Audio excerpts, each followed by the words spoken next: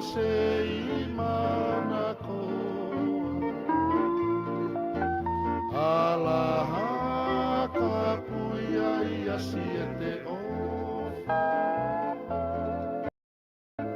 hasi no mai ho oto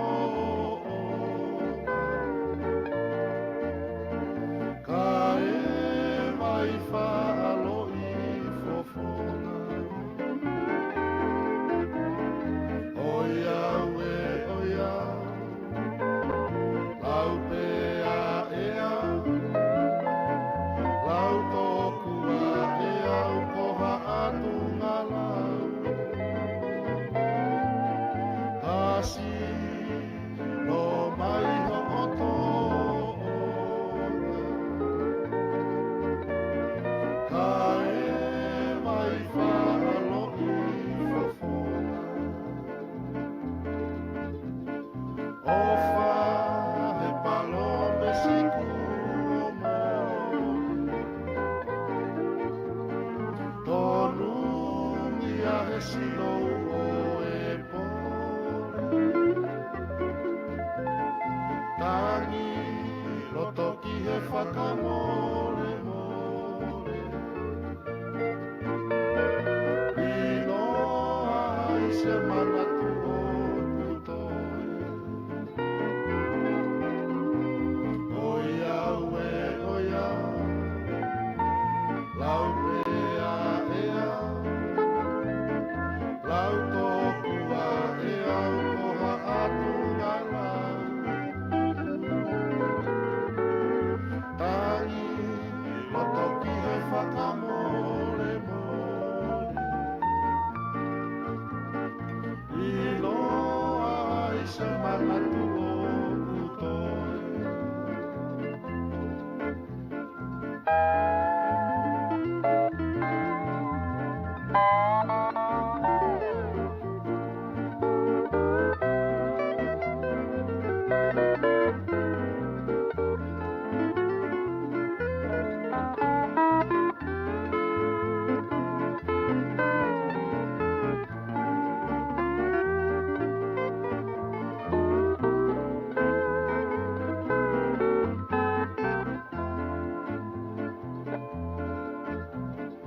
te utu kololo huni tangi tangi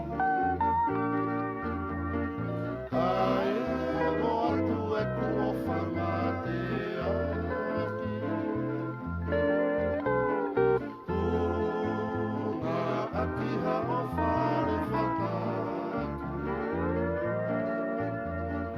pea lau kuo koloa oia we oia lau pea ea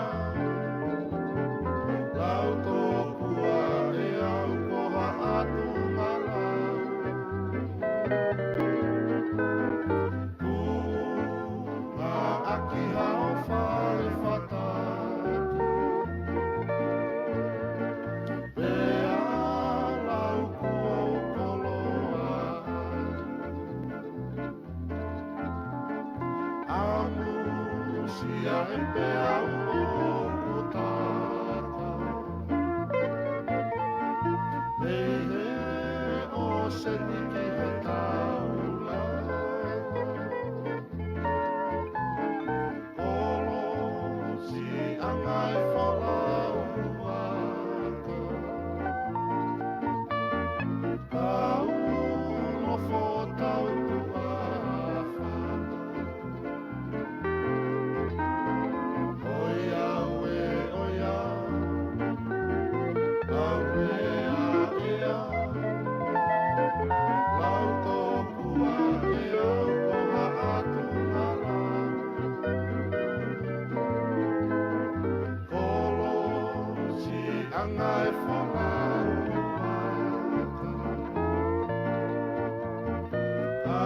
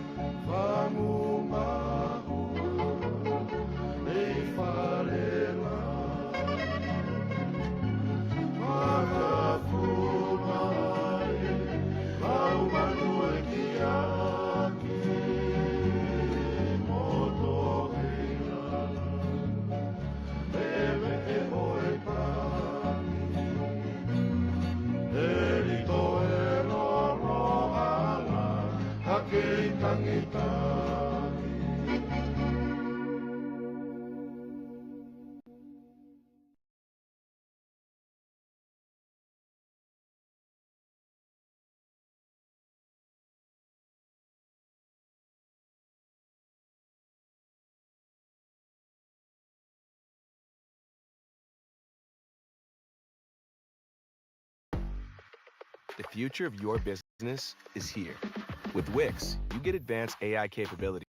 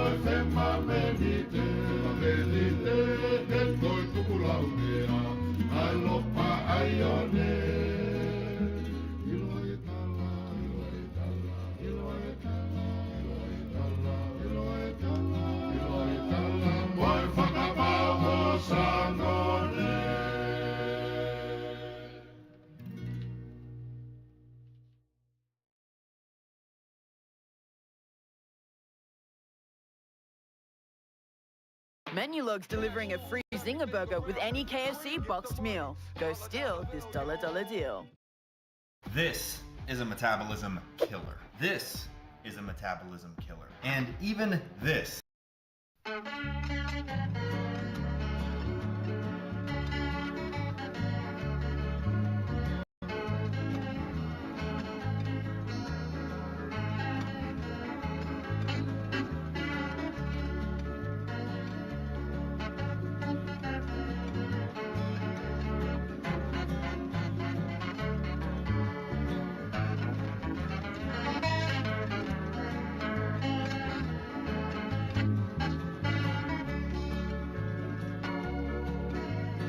Mana faturisi atonga kotoa Rodikasi mei e mina reti koura O evalusi e atomi kuonga O tuna meni e se avelini e oma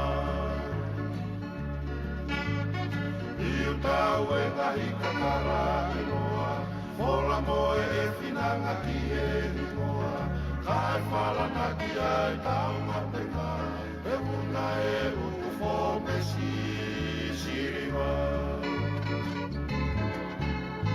Funga mau whate mate vare lau O oirai, oiria komaru O kure kodi e paangaru Isa ke ake kumanatu Oi uripe, oi matamanu Sio mauriku ko vare whanau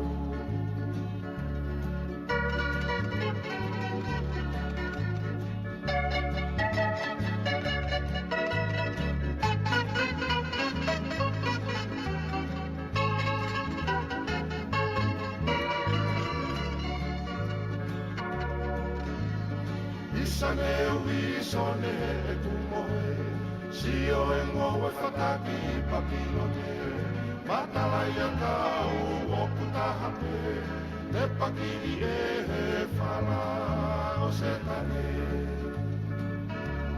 Neu televisione he satellite I whao ne lua mo e toki tupe Asio kofu kaki kaki bata i tofe Oho teki teki sila veni tawake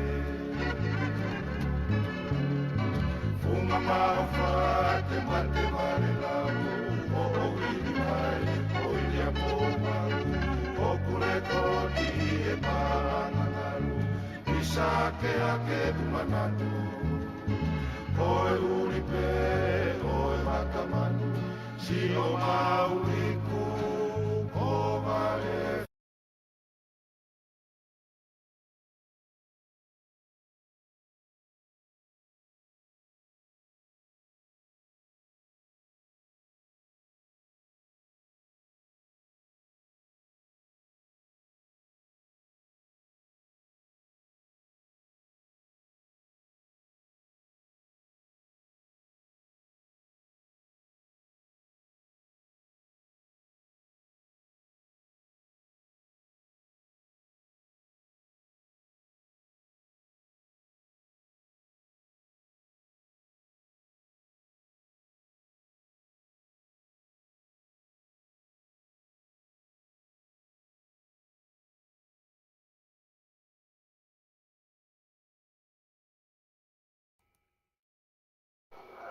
Hoi ko tau kainga.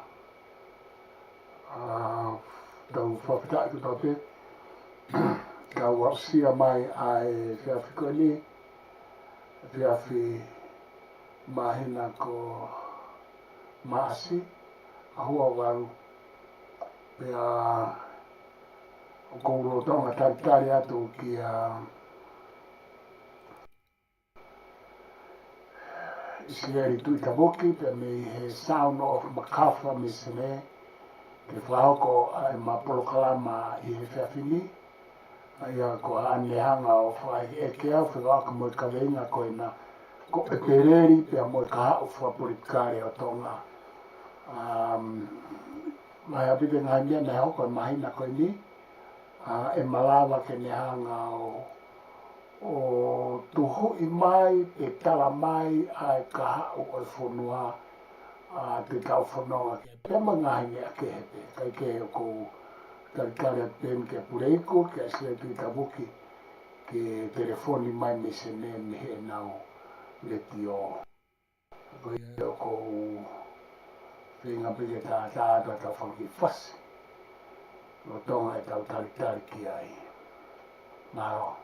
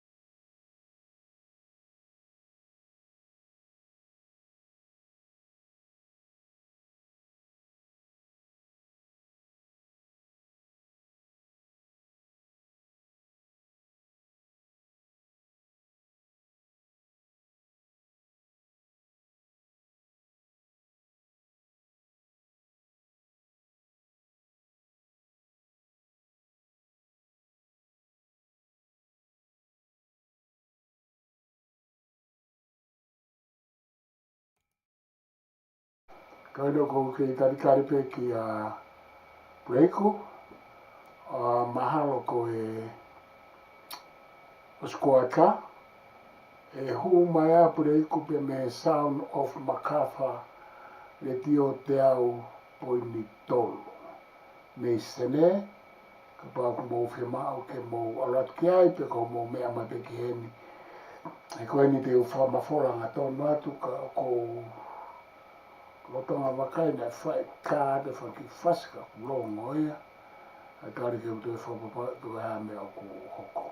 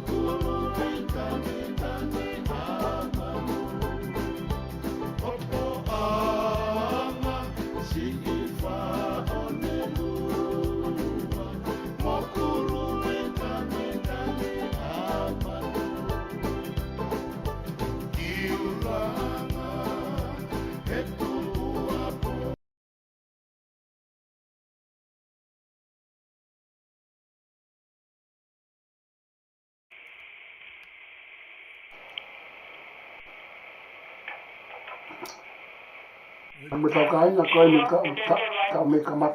Io ko sai pe pure kumalo. Io ko whanau lere atu.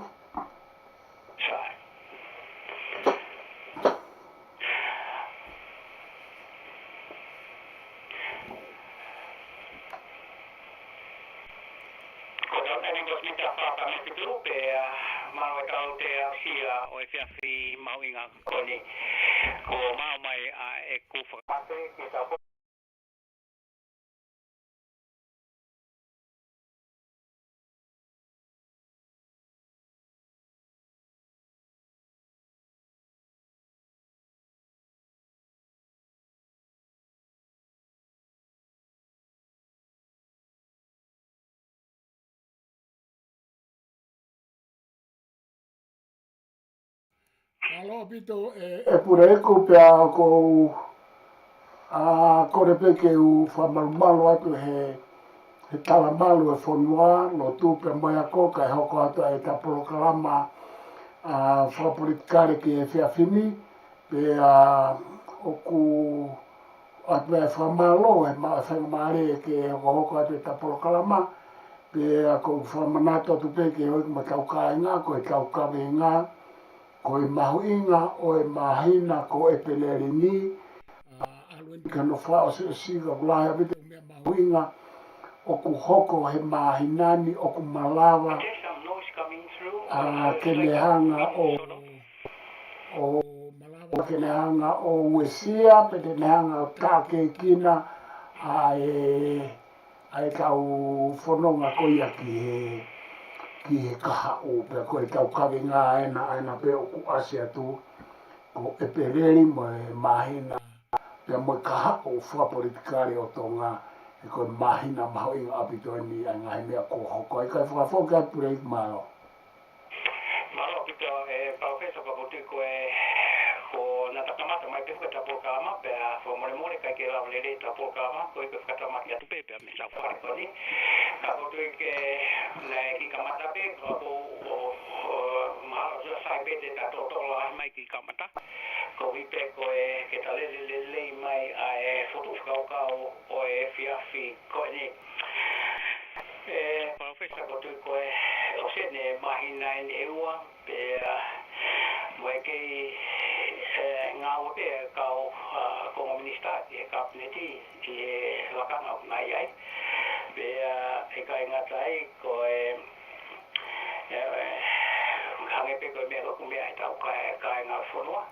O si mai pe whoki ai tau i fo mai i whakato kone ai awhio. Ai mo whamahi no mai pe ai toko a en whalala me o minista ko ni helakanga whakakabineti ko ni e profesa. Ko se ni mai na ua teke peke e ai a ngona pe profesa. Io koe, inga mahu inga whukene me hoko koe ni pe ana aswai a e ka programa ki ai, pe aku kei tō lai pe mea ki talanoa ki ai. He koe mea koe no ku hoko koe ni i e wā o e tamatui pe mo e whakato koe ni. Pe ki e pare mea mo e kabineti, tene tokoni pe tene hanga o tā i mai mape ki tau whanonga ai he ka hau. O mai whoke ngā i koe ngongo o ene ua e ngonu spepa tau kahape o nau hanga o mai o nau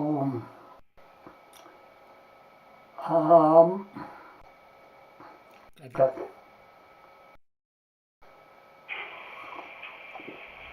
O nau hanga o mai na hanga o mai o pehe koa ko o si whakawhisi o ngā minista a me he portfolio e ua koe.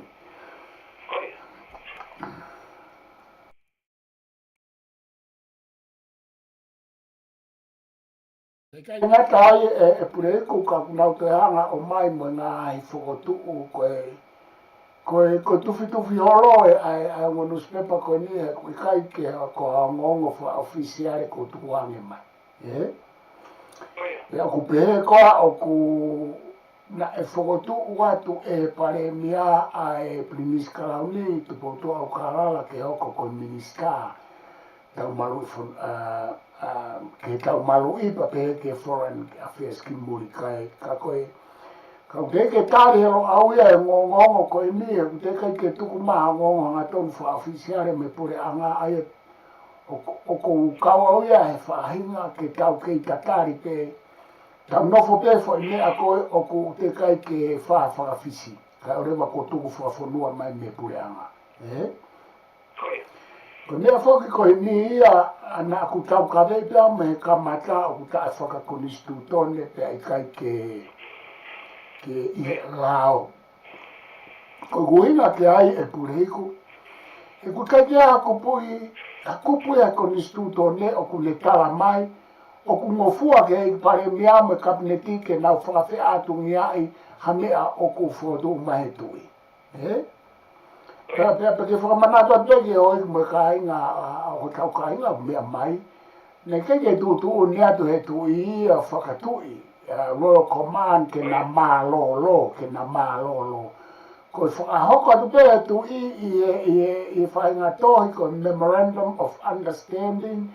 Ko nea na tau whelotoi ki ai.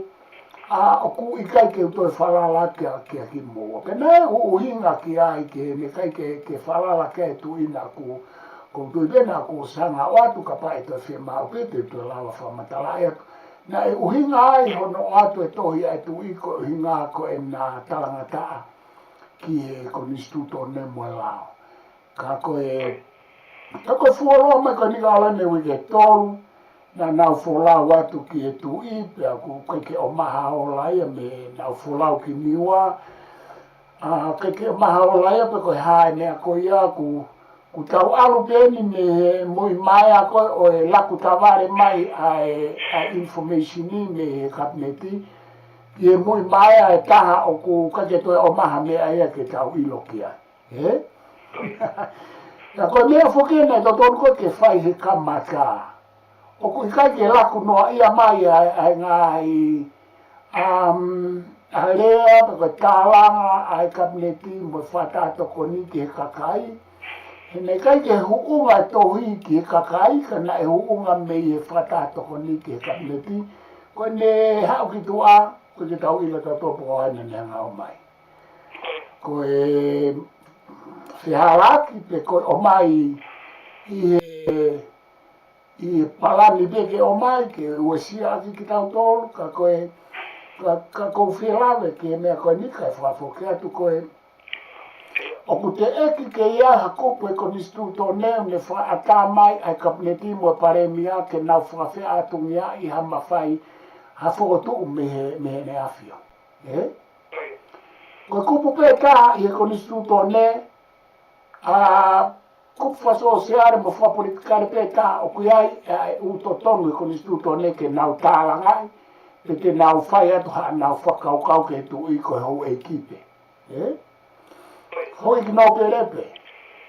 Aia, koe mea koe o kou tokanga ki ai, kono whai e hei pare mea tapu moia, koe tau tala no mahino.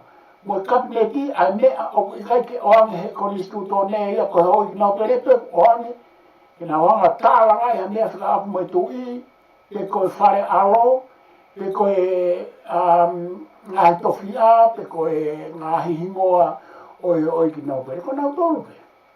Ko nau tolu pe, o kuia e tō tonu ke nau tālanga e umea whika aku mai tui, pe ke nau tāha te tui e nau whakaukau.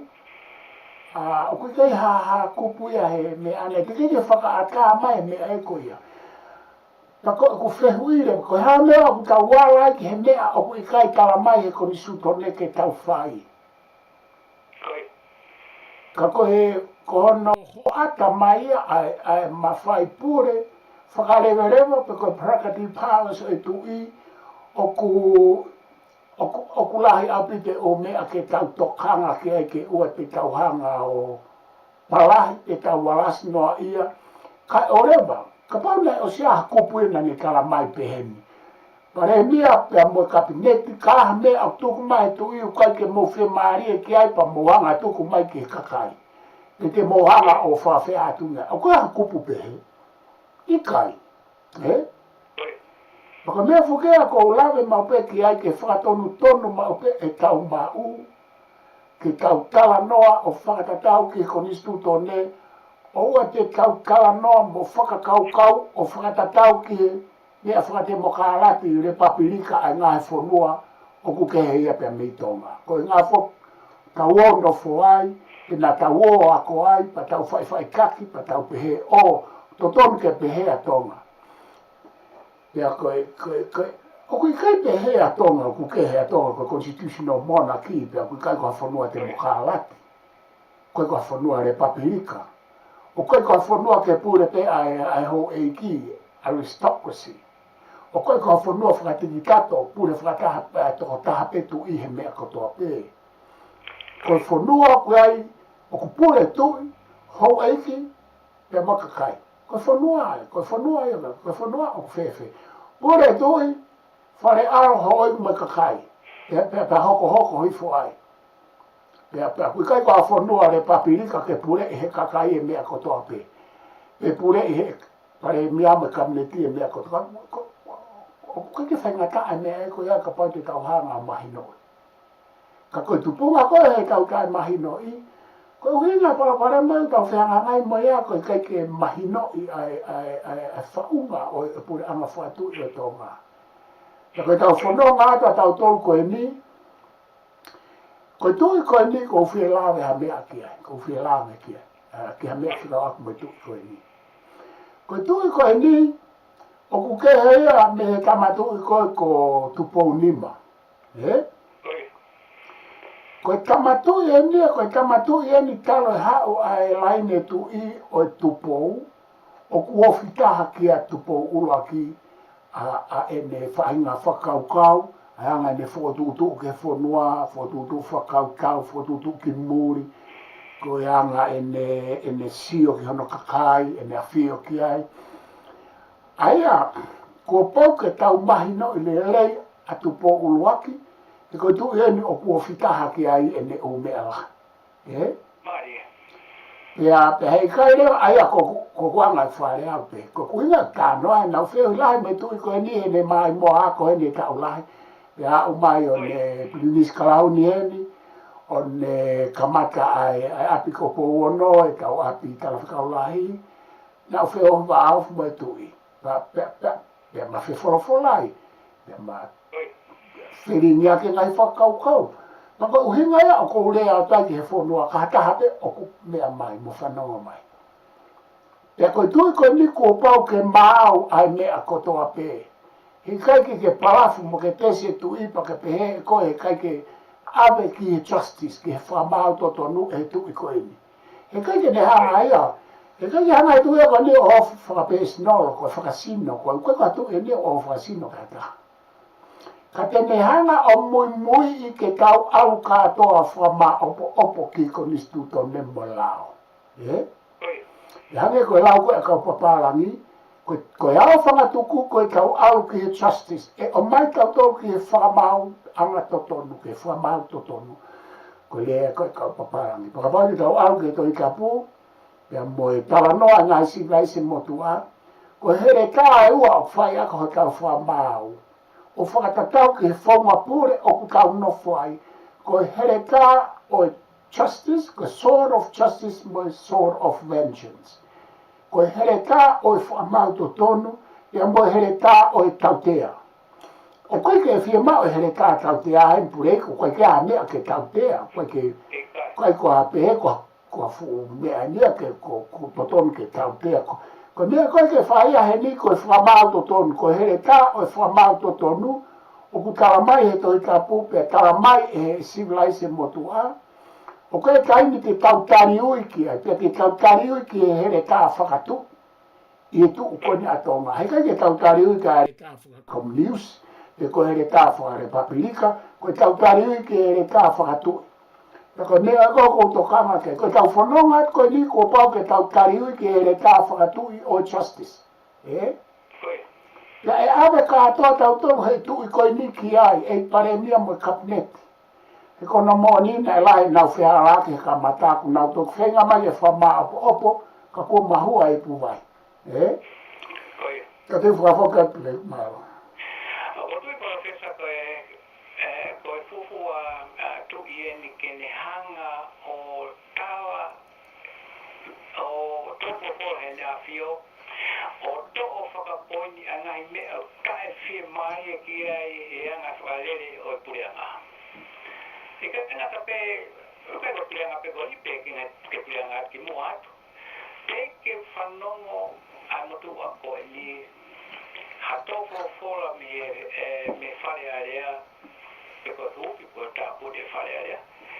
Ko au specifically hono mention anga tau no o hapureanga, po ono whakalere whakangau e o hapureanga, ka koe nea whio professor. Io ko mea mooni fokia purei koe, mea mooni au pitoia, pera koe uhinga e koe ko kala noa ai, koe tui koe ni o kua whikaha ia ke a tau whaahau tu po uruaki. Ke iloi koe tui pena ne whakahoko, ai ngahi mea ofi ki heni ka koe ngahi mea ia ki he anga whafonua koe kahine la ko unga fonua a kuinsa alote. Ka koe tuia koe ni ki he mea kotoa pe oku tō whorofora hanga tonu mai hena e pehe a tau whahau tu po uruaki. Ko tau whahau tu po uruaki koe mea koe awe e tau tokanga ke tau wakai ke tau whahau tu po uruaki o kua whikaha ke e tamatui koe. Ko tau whahau tu po uruaki o peheni. Na i kai teka hafo i maka he whonuata e tene wakai ke e tene awhio ke pe oku lelei ki he whonua pe i kai. Ko tau whahau po uruaki na keke me kai e ia ke alo whihara ki o hange ha mounga ko kāmo tō fuapa toki tō whorofora mai. Hange pe koe tui koe ni. Kalu e me aruhaka tui mo i ne tala mai hanga tonu mutokanga ki he. Mutokanga ki he. Tukue. He koe tui o kuna tula ta tau pe mo tau whahau. Tupo ua. Ia koe ne i kai koe ke tau whai. Tai tokanga ato e pare mia mo kabinet. E lelere pe nau tolu he nau mea. Hange kou nau pe he nau tolu. O kai ke aha toi mawhai pure mai tu i ia ka nau tolu na es whai riu. I he wafi hango furuko. Fo i mau hara koe ko tala mau peke tau tokanga ke ai. o ku mauhala te he, o ku i kai to kau mai e tu i ki kapneti mo paremia. Ko mea koe ke mahino i, ko mawhai pure koe nei o atu, o ku i he malu ia o i karau ni. He? Nau lawe atu ki mua koe mawhai pure e ua. Mawhai pure o e monak, pe koe tu i mawhai pure whakarewerewa, Parakati Pass. Ia mo mawhai pure he karau ni. Ko pau ke tau mahino e ni ka i kai te tau mauhala. Ko mawhai pure koe he karau ni, o ku uhinga e koe o mawhai pure tu i na e whoaki mai ke tau ngāwe aki. He? Pea o ku ke iai pe ai to tonu whakatui ai tu i ke ne kau mai ke ne lea mai ke hamea kapa o ku ne a whioi. O ku i kai ke tau whailelei e o mea koe ia. He? E koe sio ke mea koe ni. Koe ngā portfolio koe o tau maroi whanua a ene a whio. Koe Foreign Affairs ki muri. Koe pot ngā aue o e whanua o e kere. Koe ngāi pot ngā aue ia o ku whakotu atu e he pare mea. Koe mene whaikea whelotoi he wafi hangofu. Whakotu atu he pare mea ai taha meihe hou eiki no pere ko nau tolu pe e ngofua ke nau minister ke portfolio e tolu ko ia. E? Sai. Whakatu atu heiki pare mea ia. O kui kai ko eiki no pere ka koe tau whanua, koe waka meriku, koe tau whanua, o kui ai hono tofia, kui ai hono kakai. Nai hanga pe he tu i o tari. E? He koe ne whakanofu. Whakatu atu hei a whekita. Ko hai a whekita. Ko no pere, i kai. Ka naiha, ne toi tari pe he tui. E? Sai.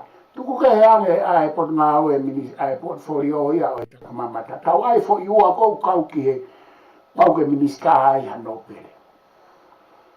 Hanga pēr tu i o wha oange pe ke minister pe ai ha. Minister ai pare mea, taluma e li liu pe koe oange pe ke hano pere. Ka koe toto nuke oange ke hano pere. Sai na e o atu ia ke he ongo ua o kui kai ko a hau e ki no pere. Koe tau i whanua, mo whekita koe whiwhine o kui kai ko hano pere. E? Ka kuasi mai ne ngā hinea o mai me tonga koe he lo au. Nei o mea na nahanga whakahoko, o kui kai to tonke na whakahoko he koe upot ngā ue ko ia. O kupure pare mea te seti ki ai tau pe he pe whanoa ta koe ono no ai tu i. E? He koe hae uhinga, whemau ke tau ilo, koe hae uhinga, he koe upotu ngā aue ia, pa koe portfolio ia, o whekau aki moi mawhai whakarewerewa o tu i koe uhinga ia. E? Ke ai ke mahino na pe he koe ainoa ia, pe ikai koe ke hane ke ainoa ia he whanua. He koe umawhai pure koe hange kono whiri kau diplomatika. Koe tu ipe. Whiri e whatu mai he pare mea a minister ki tau malu whanua mo Foreign Affairs, pea mo whanua mo kere. Pe o atu he tui ai okay. Ka kuea o mea he kai ke lava i kere, he pot ngā whanua o ala kia e whare area, ala kia e pe ala kia e kabineti, pea mo pare mea, pe koe whare area mo se ai kai ke nau lava ala kia e, koe kupu pe ua te nau lofufua ke nau ala kia ai ke mea ke kere, koe hou eiki, pea mo tui. E? Lava pe ai kabineti moi, pare mea tala noa ke utofia o kui ho nau malu a pure anga. E? Ka koe poini ia, koe konga lai pe sete fitu noa o e kere ia o kui he malu o e hou eiki. No pere. E? Ka koe tau hao koe ke Foreign Affairs, koe tuku koe ki muri, koe Head of State e whanua ko toa pe me au whanga tuku ai anga ai ngā whaipatongia ki muri. Koe Obama seniare, koe Palestini, o ngā whanua te mokhalati koe tui. E? Ke he ngā ingoa, whemau ke tau mahino. O kui kai ke au whanga tuku, e paremia o whanua le papirika pe ko whanua te mokarati ai mea ki he whamaha puranga ko mea ai ko wana seniale ka pau ko whanua maru i he tui Aplikania pe ko atui pe ko e Palestine ka pau ko le papirika Palestine pa ko e menau paremia ko pau ke tau hanga o ilo i mo pa ke tau hanga ko e ka whakau pure ala whakatui ko kau a ene afio pe a whikaua ko kau a ene afio pe a moe hou e ki moe kakai ka tau pe mo Pilikania ko His Majesty's Army ka tau pe mo tonga pe a ko ui ngā he ko ne aia ko ia ko ka whaaki whakasotia na e whakatu uia ko ne aia ai tui Fotu e tui. Fotu e tui. Pea ko ene kau sotia ke malu ia mo malu i ai fonua mo kakai. Ka ko umeo pere nges ke huatu haiki paremia. O ala holo ke ne hanga ue i ha ume ai o ku te kai ke whaha liliu. O ku kānoa mau pe ka pau o ku i kai ke aha mea o te eke ke liliu ha mea he whaunga o te tauhanga ala si. Tauhanga liliu pe tau tok taranoa mo tau wala kia. He kai ke tau whai e whai mea kono o ko lavet ke ite ne whakatupu e paraparema a eni o ko hoko whawhau ke atu leko Ko te ko mahalo apito ono to whakamana tumai ai ngai mea ben ata Australia ke ki mua i mea tatau. Pe fuma hui ngā he uke whai pe tau ti peiti ai whangai whaki social media pe kau tangata maheni au pito i mai o ea ko. Uke tau ti peiti pe i mea uke osi whakamala ala mai ia ngai tau fotu whakaukau. Pe kotu ko kotu ko si mahoinga ka ko lapanile ai topiki mahoinga ko ia tu ke kata lele tu pe ke kai ko ke lele kata ia vai pe gulame ia tata la noa. Apa ke apa ke mai tata la noa? Ko tata to la mai ka mata. Pena mai eta ki kamata mai ko e wiki ko si. Ia o me ate ai paia mai ka folau. He au ke ahoni o koke whakakau pepe. Penai ko folau ko ia mo e whakakau folau nai whai. O me ko sina peo hange nai kake, na kake serious enough ke warren ni ai fui folau o whakakau ki ono tu uaki koe ke kakai o e whanua. Ke pehe ko, koe po ke tae me taha.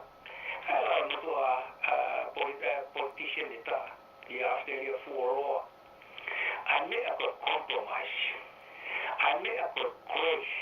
Kapau kai te abu hao whakagau whipaki mo kita te accept i he grace koia.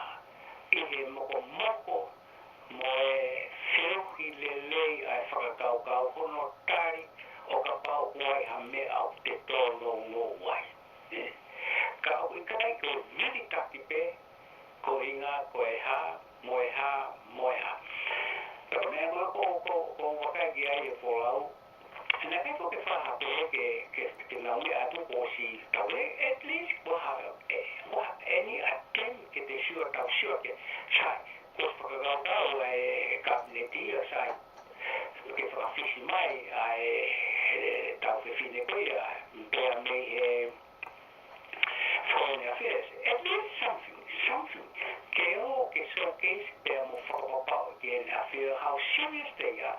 I whenga koe ni ke whai ha tānoa, whakalelei, e whioki koe nei whai, e whenea koe ia pe koe taupo whakapora koe ia I ni.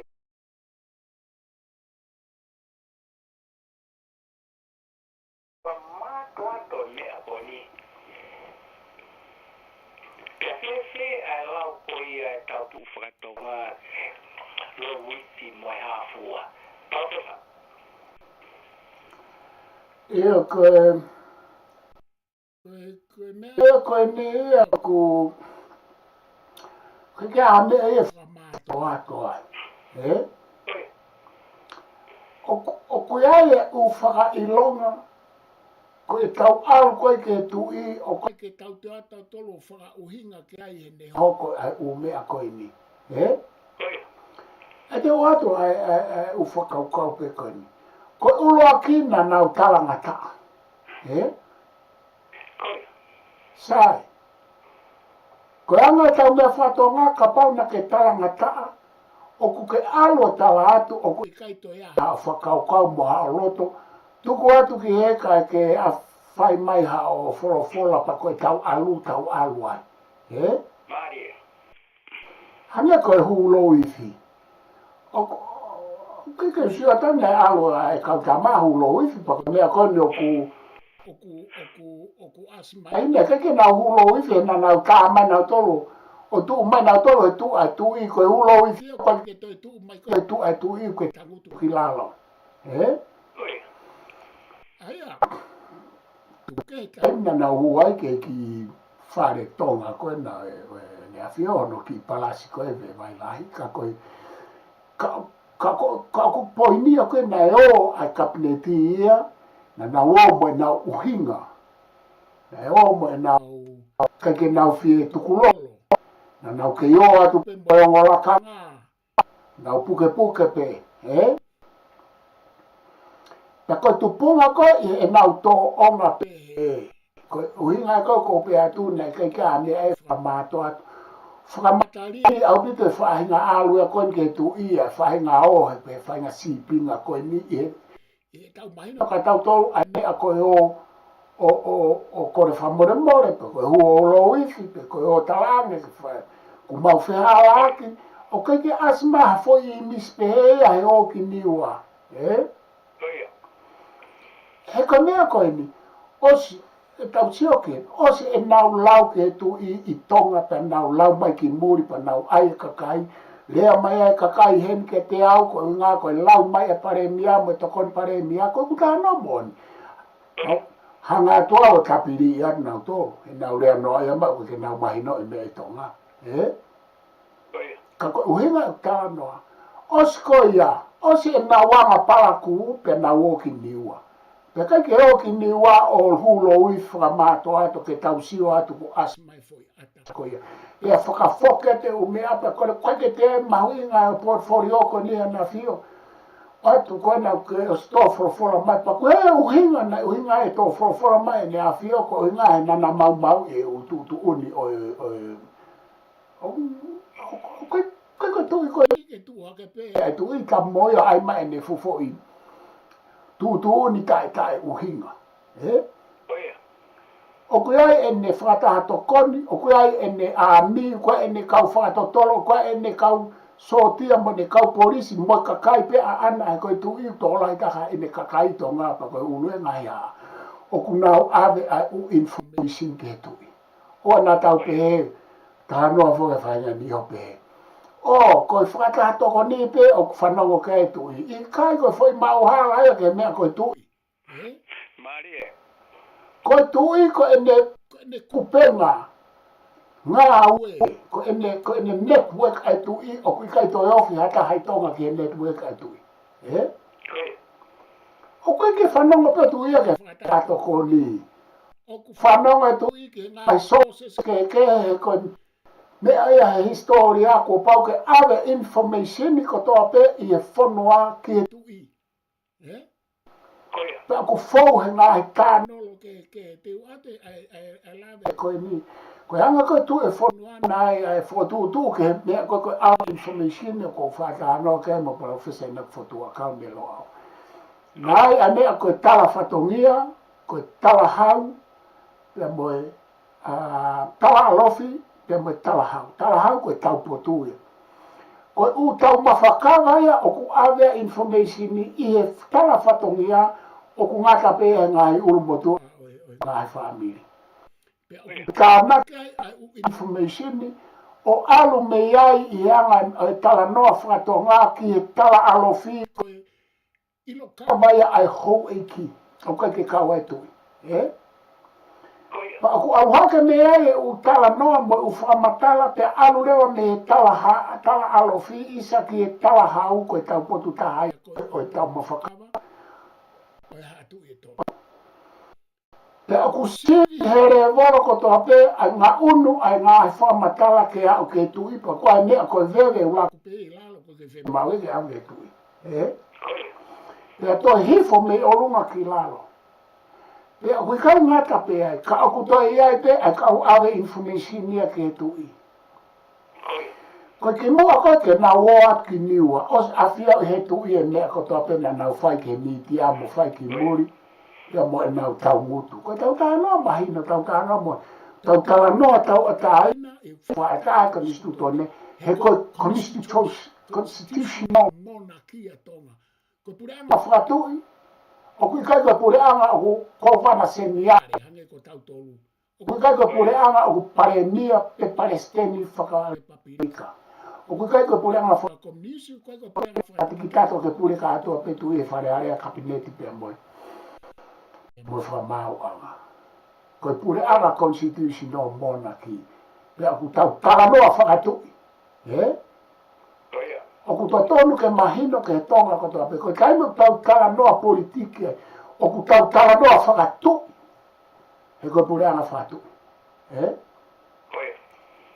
O koe ke hao ko ki ni mai koe ki talanoa whakakomuniusi pe koe talanoa whakatemokalati i le papirika. He koe kai whiti e nia ke he talanoa whakatui, koe tau talanoa whakatui, he koe hako i tui, koe kakai tau tolu ai tui. Koe tui e whonua pe aku pue i whakatui e whonua pe aku tau tui ai pe mo tau tolu, pake tau tui hange koe tui. Ka aku tau talanoa i he language whakatui. O tau tala noa he whakakaukau, kai ka whakatui. Aua te ke hao koa o tala noa mai ka teo tā noa whakatemokalati le papirika mai i tonga. Ko i ngai ka keu tāre au pa ka keu whanonga ka koe. Tala noa whakamona ki mai ka teo. Ko i ngai ka talawa whetau laki he koe whanua whakatui a tonga. Whakawhaka atu pure hiku kata.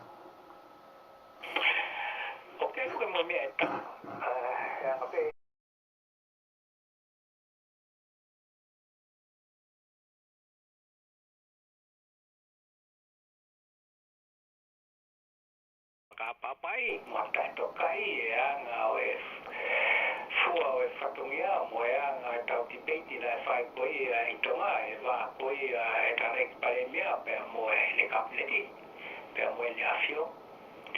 O puke me a pe i loto e kapleti e kau no pere ai.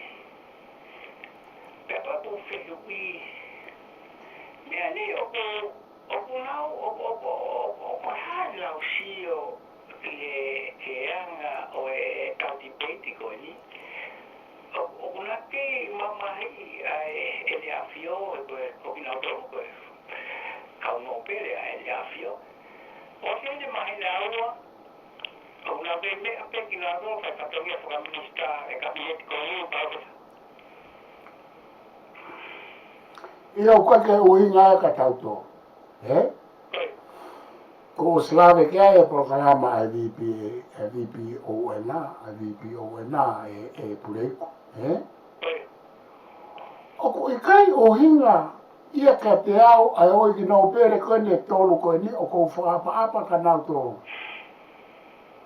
O tonga ai e ku whakare aia e au, ai kalanga taa ai pare mia mo kapileti ke ne a fio mo whatato koni.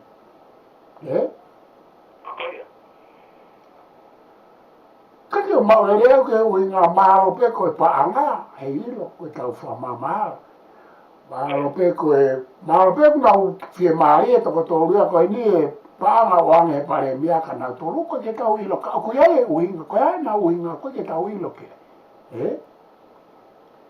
Koe mea koe ke a te au i he ku mahi no i ki e pureanga whakatui. O ku pure tui mo e hoa iki, mo nau kakai. Na e totonu, pe oku totonu, ke nau mamahi ki tua. Ko uhinga fefeka peka o ko pe ko ke nau mai ki tua tap mo nau to ko inga ko paanga. He ko kai me o kau o ku kala no ko ni ko kai me o kau mate a ki fonua. O ku kau mate mai fonua. He ku kau mate rewa ke no uta fito i mea o ku ne puke a e pure anga whaatui. Ko ku whehui o ku nau mate ki whe. Ko tari koe ki ai o ku nau mate ki he pare mia mo kapineki.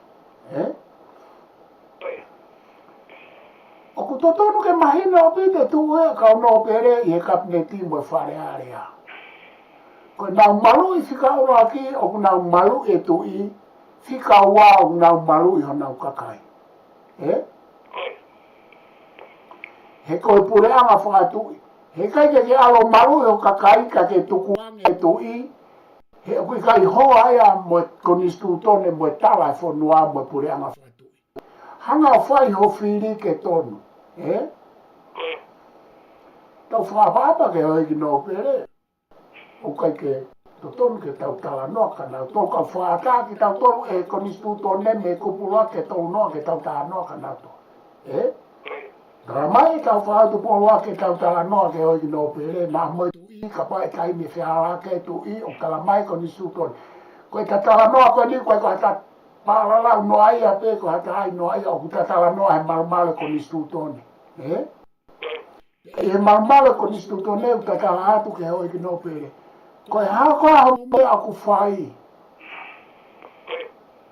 Koe hoi ki no pere motoro ai pare mia pe koe hoi ki no pere a ne a fio mo i kakai.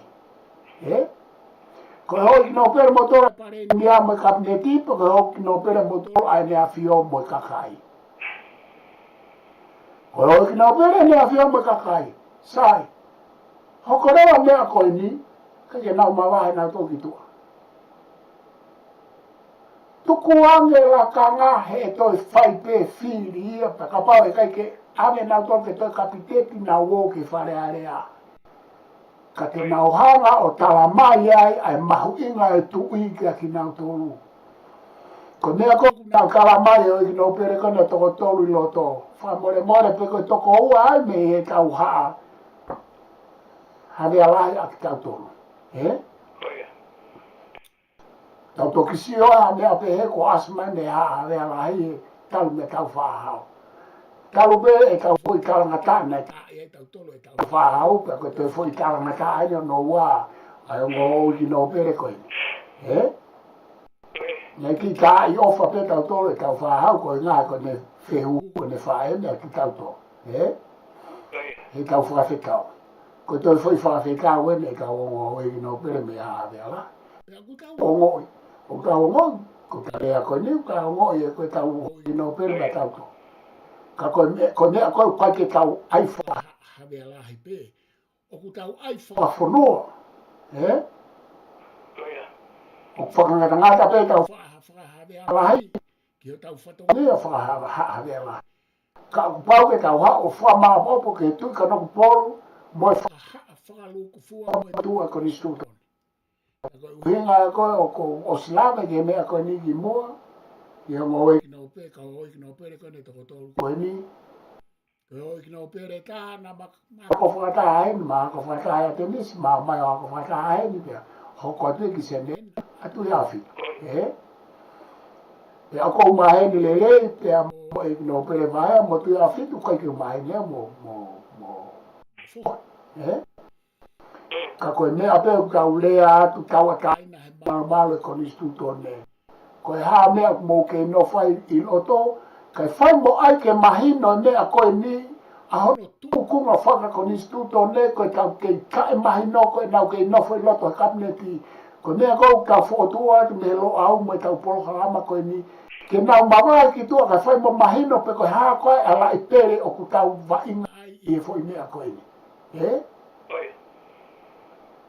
He kui kai mahino ha mea ai o kai ke... O kai ke wāe kakai, hange ko whakatapu o kusiu hanga tōna te kakai, toka hame kei no whae o ki no pe ko ni tolu i loto. Whawoke atu e pure i kumaro.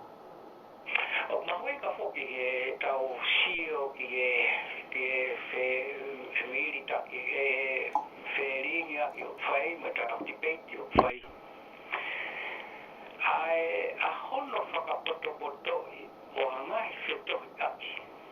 Kau te whito mi hene a whio whakafou mai e whakatahotoponi ke kabineti oe aho. A hono liki ki toa ai tohi koia. A potoi lahi ka hoko ha mea beni a te ia e whaifu whakatotoro lahi ki ai. He awe ngai whitohi aki a koia e kutuia kuki. Whaau kau pārangi ko classified information. Ko pere niesi. Ka whai a hono le ohi whakarere. Ko hui ku kei loto ai ngai mea o teke lawa ke vete. Pea mahu ina ki he whanua. Paukasa. Ia koe mea mahu whokia e rei koe. Koe mea koe niko os whakatu he prokarama ka mo VPO e na. Koe toko ua pe whaku na lawa o ai Royal Commission ke whaafakatotolo ke a whainga mea. Koe tamatu i te mo e paremia. O ko hoki tondo ne e koe nia naua, koe ke uila poko hai e tene whakatu ke a Royal Commission e koe ku totonu. Ia mai tuu a whakakonistu tone, pe koe puranga whakatu, pe koe whakate makarati, ke whakatotoro i ai huu ki tua koe ai tohi koe ni. Ke kakopau ke ai Royal Commission ke nau whae na whakatotoro i ke lava whakatotoro pe tua. Pea koe classify hane ko lau, koe confidential, classify information eni, o ko i kai ko a mea ke hu ki tu a kako hai na ane ave ki tu a. O whai ngofua pe ke tau atu e tau tari whaka mahalo. He? Sai. Koe tohi ko ne hu pe me e tangata tāsila koe ako Liami Malolo ai tui, koe ako Secretary e Foreign Affairs. He? Ja koia o kutoe tāsila koia i e whakatātoko ni, ko tohi na e mawahe mei hono ni maki e kabineti. Koe hae whaunga nai awea tohi, kaki tau ila tātou rea e tata noa koe ni, e ko hai na e alo awe tohi ki e kabineti, kana e ai toko tāne, keke seni ime, na e keke awe ime ila e tohi, ko tohi na e ave me nima ke nima he ko tohi na ta ia i silape na ai envelope. Aia, tau laki sio pe ke mea ko ia. Ko tohi na e ave ne keke ave internet e tohi, ne keke ave online. Ko tohi na e keke seni me ha meiri ki ha meiri me ha feitu ke feitu, ko tohi na e ave e nima mei he whakatahatoko ni, mei he office palasi, ki he nima o kabineti o taha. Ko hai he kabineti ke ave ki ai.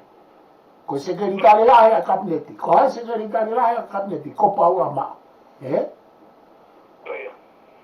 Ko mea ia he whonganga ue ko ave mei he sekretari, tangata tāsila e whakatahatoko ni, ki he sekretari lahe a kabineti, moi office paremia he ko ia ko ave ke umea. Aia koe tohi te tātu e au a e ku whakamahalo. Na e ave me nima o lia malolo na ne ta e sila ke nima o Paula Mau. Ko haina ane ave te ke ui loke. He puke mai me kama koe na ne ave ke tau sio ke ko hai kapa ko sione. E puka mai mo sione koe foi wahaa kon he office palasi ki pare mi au te lua pe ai he ni te nima. Hu whare tohi he foi wahaa a koia. Koe tohi ko ne hupe ki tu a ko Liami Malolo, e koe ne hu he tamana e alo ave tohi te koe ne hu ki tu a mea Paula Mau. Ka paura aku hawa toko toru koe ni. Ta koe toi tamae e taha he office palasi na ne tukuange toi ai whakatahatoko ni me tu iki tua. O ku fai o fua bito hanno stati e tohi ko ni fa losika fa science fa filosofia ai anga ne alo. Aya ko kau ate foi. Ko tohi malava ke alu kitu a mira malolo. Ko tohi malava ke alu kitu a me kama na lua me office palasi ni pola ka ane. Ke office palasi ke St. George Palace. Ko tohi malava ke alu kitu a pe me ia Paulo ma. Ko tohi kapau malu ka to tol ko ni na alu tohi me loto office paremia. Sai. Ko ngāwe le office paremia, e ko ngāwe e whātāto ko ni. Sai koe hae o hinga ka hanga e whātāto ko ni o tuko e tohi ki toa. Te tau eke o hinga ko ia, koe hae o hinga, o koe naha o hinga mālohi ai. E? Malawa peke a o hinga ai, ka koe ke fu mālohi a o hinga ia. Mālohi anka te au e o hinga ia, mālohi anka te au e o hinga ia e tuko e tohi ki toa me office paremia. He ko uhinga ai. Asi pe ko tohi ki tua. Ki anga ko e ku wha mahalo pe nia e ku work out pe a koe mea. Asi pe ko tohi e papiriki ku tu mai e pare mea o tari mai ke tui. E? Koe hae uhinga te whehui e te au. Koe hae uhinga na eri, kapana eri ke tohi ko ha wheha laki. O skoa pato kalamai fokia ki mui kalamai na e kake ilo po haina ne ave tohi ki tua. Ka koe mi koe uhinga kalanoa, ka pau ne kake nau ilo ke hua e tohi ki tua. Koe hame na nau tuk mai ai o defend themselves. Foi ki tio hua e ki pare mea pa hu. Ku tala atu e au o koe ke uhinga. O koe ke uhinga whakalo sika ia ke tala mai. Na e more tohi pe o skapa ke tu mai koe oha. O tifene tohi. O ke whatoa ngai purei koe kuhinga. E? Ka koe ku wha mahalo. O te he maha ka haia. Ko atu e kuhinga aku ya ke he more ai tohi. E ka pau e whakatotolo e tohi. Ai ha no Royal Commission. E whakatotolo e he umea koe no kala noa atu ai. E? Ai a kau whoki mai ke he poini koe ni. Oku i kai toi malu e whonua ia. Ne he kabineti mo e whakatahatoko ni i e huuma e tohi ki tua. Koe tāre a koe ki he security, national security ha whonua, oku oatu leo e fo i tāre koe ni. Oku i kai toi malu e whonua i hane huuma i hatohi o mehe. O koe ke tau malu tatola he kabineti koe nā. O koe ke tau malu tatola e whakatahatoko ni koe nā. Lo ua nā tō nā ua o ku more tohi ho na maha. O ku i kai reo ke tau tō e malu. He koe malu e whanua a ku makatuunga i he classified confidential information o ku kai ke homo mai ki tua. He? Ko ne au koe tohi ki tua o ku kumi o tarisone. He ku mau i ai kon instituto ne mau i a national security e whanua a mau i national security e tui. Toki hanga te u whanua ni. Nei uhinga pehe ono ai. Ke laku mai e tohi ki mamani ko futoi whapapa langi lauka ato e ngai pule a ngā hene tau tōpa nau lau at ke tui. Nei uhinga nai ke pehe ke ai ke ohofi atu e murine tui. Ka koe poi nie. Hei kai lava ha whanua o ala ki he e tau sovereignty ki he e tau taukata aina. He oku whakakonistu tone e oku. Totonu whakae malu he United Nations. Ka toki ala pe ha whanua ki he e tau sovereignty ki he tau taukata aina. O ka pau e hanga he tui. Pe koe pare mia o tāpara sia whakapāperi ane ka pai. Ka ko haine wheharake ni. Ia wheharake tui ia. Ko rau tōna wheharake na nau mau e umea tau malui whanua e ne awhio. Ia moe, what's the other one? Ia moe foreign affairs. Ko pau ke maa ala e umea ko ia. He kai ke lava e a whanua. Na nau hanga monu aki ke ai ke ohofi e maamani e tui. Ka oku malo pe tui e, ne kai ke ne whai a mea koe ne foi whakatu whakaukau pe. Ne kai ke pe hatu a mo malo rolo ua mai. Lea pe tu ia e malu o e property powers e tu i. Ko tau tolu pe ia, na tau oho noa ia o kai ke tau whakakau before we act. Think before we act. Pe aku uhinga e loa e tau mea koe ni. Aku uhinga loa e tau tala noa koe ni. Ko e tau whenga ke tau whakapoto ki he konistuto ne o kui kai ke aha mea pehe. Na ko e tau whenga ke whakangari kovi e tui. O kai ke ofi e whakangari kovi ke ni ko mea nei whae sa mwela aklis po hiwa. Nā ne alu holo he ngai whonua ke ngai pule a ngāo tala noa hanga tonu ka nau tō. Na o kai ke ofi, ha sa mwela ke hentu o tolo sa mwela mai ki Australiano manofu. Koe hao alo ke pule a ngā hene o tala ane ke o ta ofe mea kotoa pia mwe whani mwe hafua ke alu ki tonga. Na kei ke tāria Australiano. Na o tala ane ke ai. O ku hala hao mea koe au whai koe ia. Pea i ka mai e ka te au. Koe ke whai ia he mea koe ni he pare mea koe me kapnit. Koe mea koe na nau whai. Koe riki mai tohi pa nau hu mai na tolo tifene tohi. Kai ke nau hu mai, ne kāmea ne totonu ke nau hu mai whai. Nau hu mai o kore whamore mai, ka pau nei ke nau hanga ave tohi ki tua. Ka pau koe riki, pai accident ave tohi ki tua. Koe nau mea ke nau fua whai koe nau hu mai o pehe mai. Whakamore, ai ka kai e whonua, o koe ke mau ilo, e ko haina ne ave tohi ki tua. Kana nau whae mea koe ikai, hu mai nā tōria o lo papa mai tui. O koe ke awhe kau ake ai hu e tohi ki tu a me nau hu mai nā tolo o lo papa tui me tifen nā tolo. O koe ke ha connection whalo sika ia. Ka koe mea kau ko tokanga ke. Ne kei ke whae e samula krispohi vai a mea koe no whae e pare mea mo e pare mea kapini. O fefe. Ne te kai ke tau utu hanga tonu sa mla ka dispo i vai ke tu i. Na longo a hala sa mla ka dispo i vai pe alo whakailo a te minista, whakailo a to hau kapilo leu. Ke princess pure, Pena e alo tala noa ka tupo nima ke mea na e ke whakailo koe ke mauri leo ke whai. Kana e te kai ke asima sa mla ka dispo i vai a e papiriki. O whakawheka ātungia I hanga tonu mai o hangi koe mea koe ni. Koe ke heke hea mo pure anga koe ni, mo pare mia koe ni.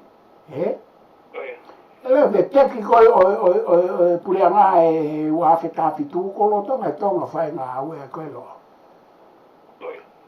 Hala ata ke toi haa sa mela krispo hiwa lau mai ke tu I.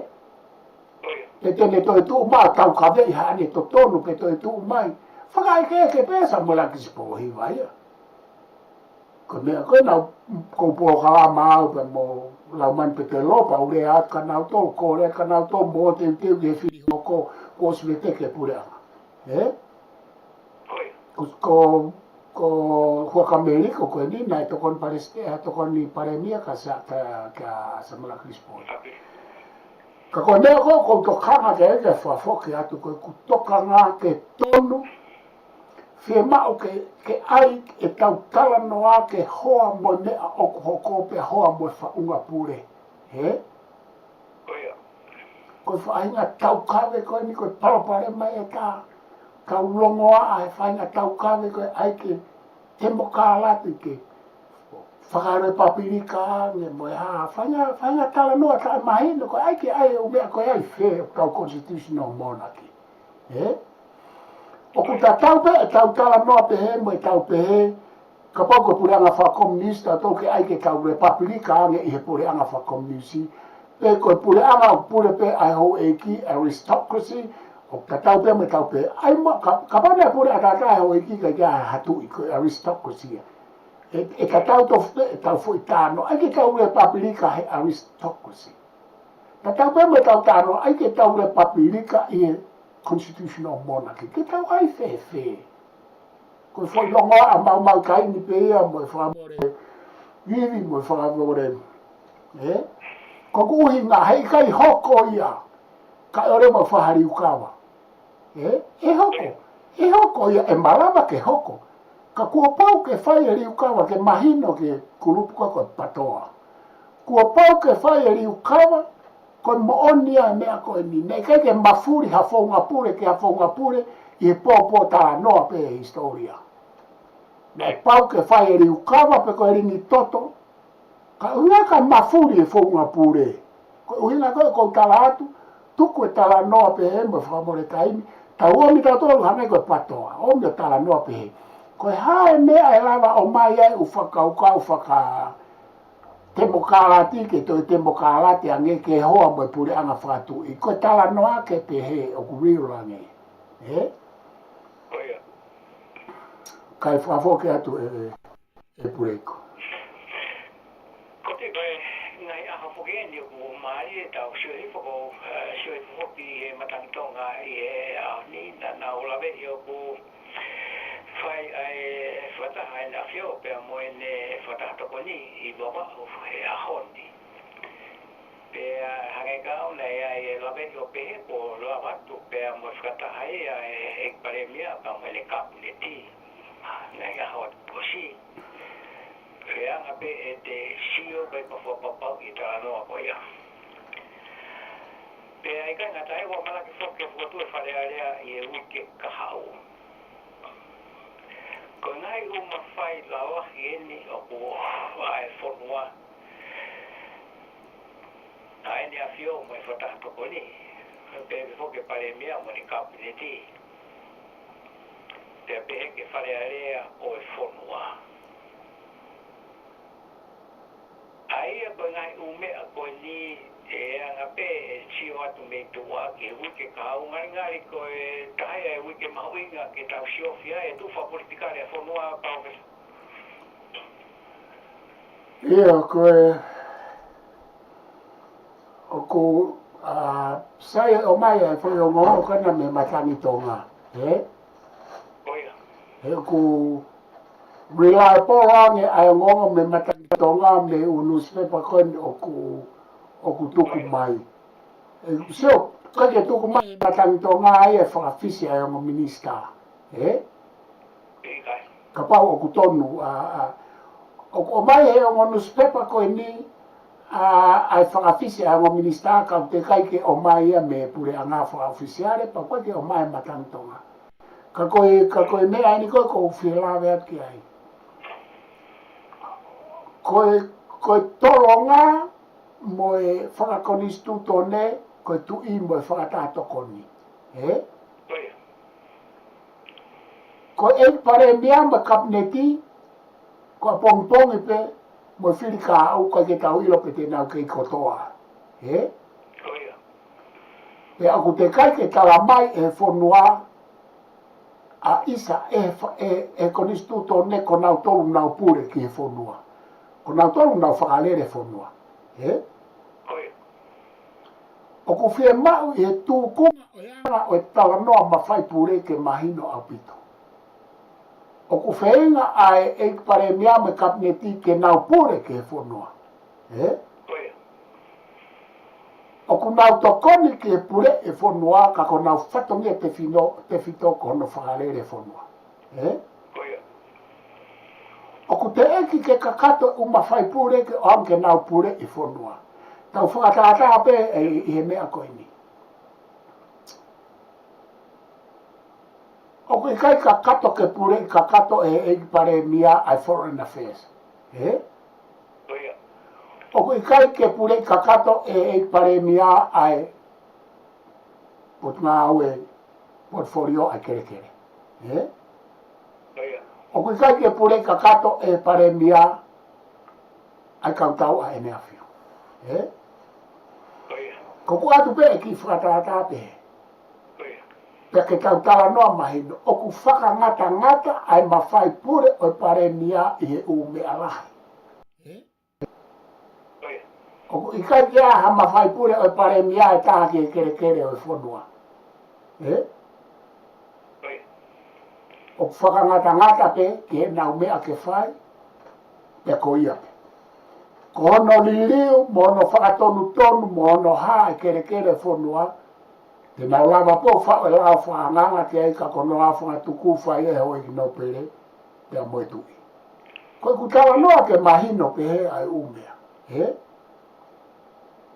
pe ku kai ke to ka ngau ke fata ai ki pare mia mo kabineti pe ko ha e nau to umea fata ha ka pau te kai ke nau fa foki ai ula kanga ke fai mo fodu mahata he oku la yange ai pare maia e o me katoa kona oku fai oku la yange ai pare maia ai ya ta ko ta ulere lo roa ta tolo he kai ke lava e ki pare mia ya mo kabineti ke na tu mai ke ni afio mo fata to koni he ko ya he ku te kai ke a hakopo e koni suto nei ku ne fa aka Kone kono fai ka mini ko le vai pe. Te kai ke hanga tu io fa malo ho ia ta me pe. Ta pe ku pe ate tu i ke te ki na to. Tu ku pe tu i e ne foi la ki to i pe ku. Tu ku pe ai ke fai a ki pe ai ata mai le ai e pare mia pe mo kap me pe. Pe ku na pe pe na to o ku ia e na ma fai pure ke me ko ni ka ko karate au e mai no ka te au ko istituto ne mo okupu ko ka na ma fai pure na to ke me ko ni ka ko ka ja na ne afio fa malo hi na to ko te karate a ne ko ni e pure ko o ku na lo tonga lere ka kato ai na hanga puke ai ngo portfolio ko na e ko starate tu ia ko ke finangala mo loto ke Aya o kuna puke o ikai ke kakato uma fai pure ke whakangofua nawa ke na puke. Ko hae o hinga e na kei puke ko mea koe ko whehu e toi. He kua poi ke whetaulaki whelotoi e pare ni amo e tu i ke lava ke ai ha whatongia whakaminista ke ata. O kui kai koe tu i pe, o kui kai koe pare ni ape ko pau ke na whakata. Sai, koe tu koe ni tawatu he tu i e o kai ke toi whakata haia ke ongo lakanga koe. Ke ongo lakanga minista koe. Puke pe he pare mi a tama he pare mi a e o sai pe e o nau ke puke pe nau to. Koe nau puke nei fe, koe mawhai pure, koe mea koe ko whehu i atu. Koe mawhai pure nei fe, nau puke aki, o kui kai ke kaua e tu i. Ko staratu he tu i no. O kui kai ke uhinga ia ka te au. Koe whakatolonga pe nia ai fo i mea e iku pe ia ko pau pe ke toi whakotu o atu ai kantiteiti ke minista o e ongo portfolio koe. Koe au whakatuku ia. Ka ku tau more taimi ka tola ka ke whai mo whai e whai mea koe ia. He koe hinga ka ke nau lawa hopo e tu i. Koe hinga ka ke nau lawa maaro e ko si kai mai tu i ia ke ne whakanofo ata. Ai ngoua koe na ke ne kei ai ke na minista. Hei kai ke lawa he tu ia ke ne whakotu o atu hataha. Hanga tonu ke minista he mo portfolio. Ka kua pau ke whakotu atu e tu i mo e whakatato koni ki he eiki pare mia pakapau te ne tari. Sike mea kua pau ke na whenga ue aki he mea koe ni. Ka kua pau rewa e lava pe he tu i he kua e kusasara mai whaua pe he koe ai ke ai atu poutoa. Uka alala mo la tofu i peka. Pea pe he rewa pe kua naha na toton ke na pare mia ke na isa ke na minista. O ku toton ke o te oanga e ke whare alo e tui. Koe hae uhinga. Koe e gino pere. Pea koe prinsesi e malava ke whiri atu mei tua. O ku ikai toi ke he prinsesi pea mo pirinisi ni hataha pe ke whiri atu mei tua. Ko hameu te ae ke he naua. O ku aha mea pe he, koe whehuia. O ku aha mea ko nisu to neu ne kala mai ke oa e minista ha prinsesi mo pirinisi. Ikai. E koe taha, o kuna qualify, koe tamasi ko tu poto na master hende ua he military. Qualify ange ke minista i tau marufonua hato e kaha itoa. Koe taha ene prinsesi talo ene mea mai ki heni, koe ne ngau e lai whai ke foreign affairs, o kulahi ange e hato e ngau e hata e tonga penai master moia e ua i he foreign affairs. Ka pau te tau kala noa tuunga whakaako mo whakangau e. O ku lahi ange ngā aue ala tu whipeka he ni hato e taha e foreign, lahi ange ngā aue foreign affairs a whikita. pe aku qualify anga tu poto ai ho kameli ku ki military ka ko ku poini ko ha fainga ka ai ka pa fokotu ka ko mea foko pa ke tari he paremia ka pa ke tari he paremia ka pa ta pe fokotu ate tui o ta ta tui ke ne fokotu ate ko ki a me ko distuto ne ka o ku ne fokotu ate pe ka pa ke o ku ata ko ku poini o ku ata ke ata pe ke ne fokotu ate ne fa ka ka ke paremia ke ata ke minista ko ne ai paremia ke ne afatu ko ko ke wi la o pe kapau ai atu ke te poto a mola tu fui pe ka pe te ngaloto ke ko ke a tu fui pe ka no hoka de no ele toke ta hai foreign affairs international relationship international relation he o fai to ka ai ne ko hai ke le ka la mai ko ke qualify ke minister o ko ko ta no a ke malu ina to ko ta la no atu effect ngai mo ni ile se ka wa ke me ka no a ka venga ko Bako ua te tau hanga ke peo peo, ko koe ke tau tonu. O koe ke tau tonu ke tau minista ha no pere. O koe ke aha mea ko ni suto neke ne ka mai ke tau. Koe foi mea ne ka langa ki pesa me la krispo hiwa mo patoa ke ua te minista ha i no pere. Ka koe hae mea o kuoko, koe potu ngā au e whonua, foreign affairs, ea mo e tau malu i whonua. Koe tu o koe e area pau na whai ke minista pe ai ha no pere. Koe hae mea ia koe ia. Whawhoka e purei koe. Ako tui e pāwhesa koe tā whoke mea mai e koe te ka pāu te tau shio ke kau. O koe hangai whakakau heni o ngai ke tau shio atu koe political decisions. Pe koe ai whakakau whakapolitika e koe te uwhiri koe ni a wharearea i taku kahau. O le hanga weu ki angai me ai o ku. Angai me o shio tu pe ai kakai o ngari mata mo fua ka wange o toi. Tui fio ai mo ngai u me ake ko shio ke whiwharearea he tau kahau o pāwhesa. Ia malawa pe e pureiko, Koe. Malawa pe ke tau pe he.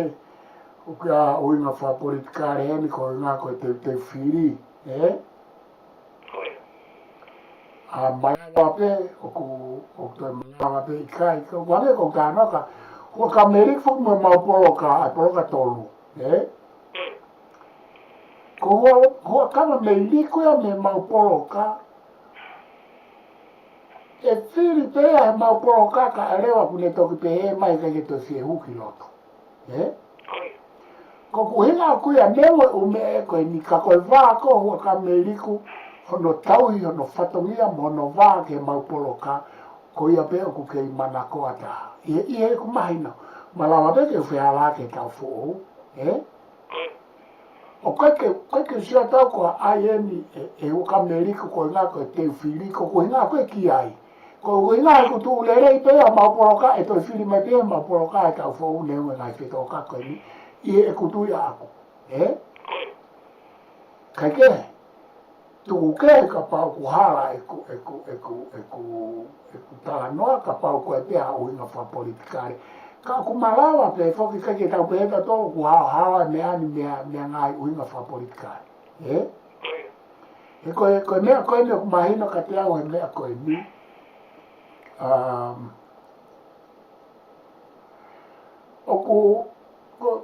Na asima te koe foi tohi ki tua.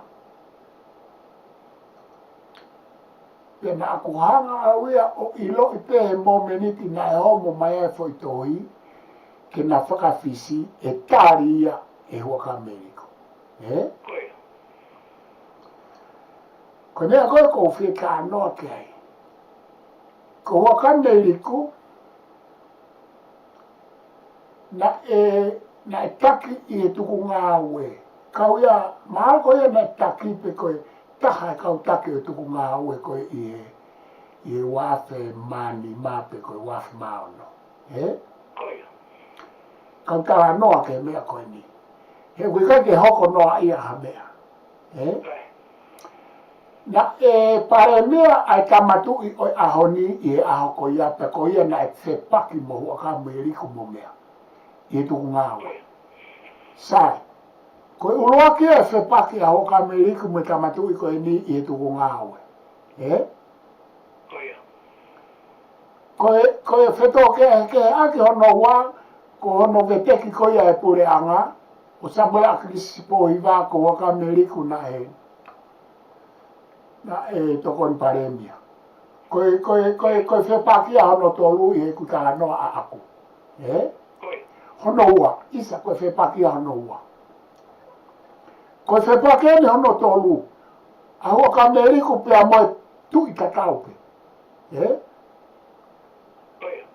Pako uhinga ko ule atu ko kufufua le atu ake mea ko ni fo whepake tolu atu imo hoka Ameriku. Pako uhinga ko ne ke wofu au ia ai he pā mai mea ko ni he ko whepaki mo whianga ngai tō tolu e. Sai, te tau whehu I foka. O kui ai ha uhinga whaka politikare hen. Koe kutari koe ki ai iyo. He koe whepaki tu o tolu eni, I he mawhai pure whakakonistu tonu e tui. Me koe taimina ke ki paremia ai, ke pirinis kalauni ai. Nei whekau ai e tupou nima ai tamatui koe ni ke whakawhisi. Koe foi whepaki koe ia. Aia, o uhinga ki he ha ai tau whepaki a hua ka Ameriku mo e tui. Tui koe ni, talu mene pirinis kalauni. O uhinga ia ke mea koe mawhai pure. Kono whakarea e kaha aku pehe. Ko hua kawa Ameriku, o I kai whia maria ia ki e mawhai pure e tu I Hurricane Powers, I he monarch, I he kalauni. Pea kui kai koa ne hanga ia tesi.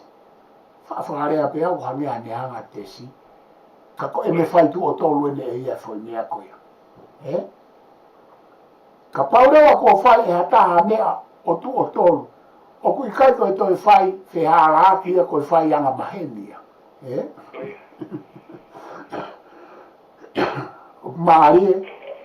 Marie e tau whono ngā tupa koe tō tā noa ente whoi mea koe. Pea koe whoi whepaki lai ka haimi. Aua ka Ameriku mo e tu I koe ni talu e whoi whepake tolu ko tā noa ke. Ka, neongo koe tu o tolu. Ka he I kai ke lava hataha o whianga hangai mo e tu I koe ni I he mawhai pure Hurricane Powers e tu I, wharewerewa. Ko hai uhinga e kutara noa pe. Ko uhinga e kute kai ke whakataha mai ko nistuto ne. Koe paremia o kune hanga alasi mea koe ni I he ene uhinga whakapolitikare. Kua pau ke ne whihanga hangai mo hono ngāhi ola, hono consequences, mo hono nunua. Koe tui koe ni ko ostara atu kua pau ke ne ome mea ko toa peke tau whakatontonu ki e konistu tone mo lao, e kai ke tuku ha mea e ke tai. Whakatontonu ki e ke tau a whangatuku ki ai, a tau toki hoko atu. Oku pe e whakapai ke whae tui ha mea mea ko ni ka au ngai pure anga whakatui. I kai. Koe koe mea e nia ke ka au ngai pure anga whakatui. Koe ki mea e nia kuangea ki mea si I peo. Ki kumaa peo ku ki longoa mai ka whaaki koe ange ko whakatapu. He koe pure anga whakatui, kua pau ke lulu ia. Ia ele whaaniti ka tau tok peheo. Nga lulu ha mea. He nai whakotu he ele whaanite pure anga whakatui. Nai whakotu he laione, mo I kai. Paka ke awa ki kumalonga mai pa tau pehe e holo whai pure anga whakatui. I kai. Kai whakawoke atu waka pure iku kata. He pa mea tā paupira kusio ki kasio hukeni ko mahinai ko e pereri. Anga e whetu ka kihoro e ange matangi wha politikare o e whonua e he mahinani. Koe ki tau ilo pe hukue matangi mei whe. Pe tō e la aki whe. Ka po shia tu koe ki kila ke fatlongia ai ho no pere me ko puri anga ko to be o kunau na na hoko ko o farele puri anga tonga e osi ai farele ke con istituto ne wafe ho fulo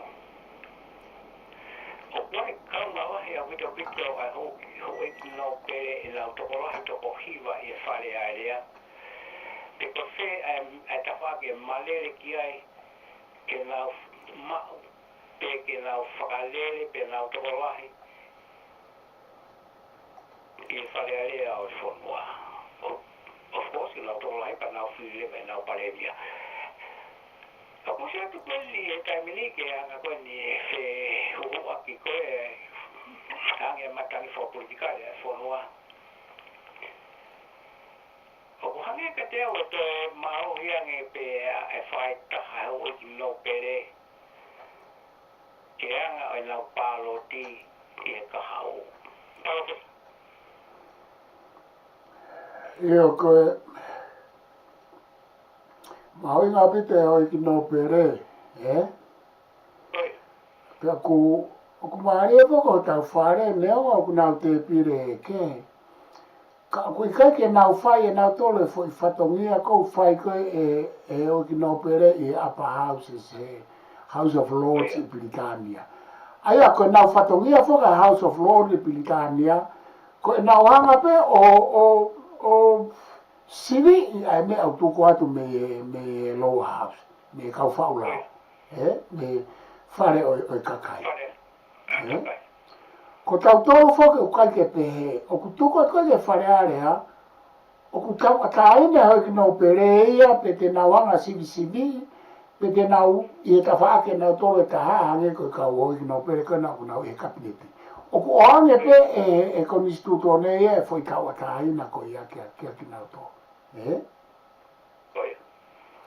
Aia koe tau hoi ki no pere o ku ange koe whainga whakaukau koe ai ke whiri he kakai koe mea na ai mai samara karisi poiwa mo patoa.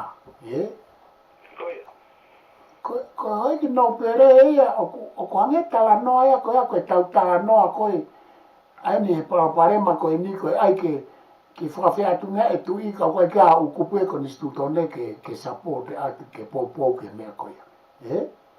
O tatau e moi ai koe ke whiri he kakai koe hoi ki no pere. O whakatu mai fwoi me ai au kai kia ha me ai e whaunga he tala whanua mai konistituto ne ke ne whakaata mai ke tau whiri hoi ki no pere. Ko pau ke ririwa ngā I kupu mo whaunga ka lava ke tau whiri hoi ki no pere. Koe o mea koe ke mahino ka te au ia koe ke ano uhinga ona.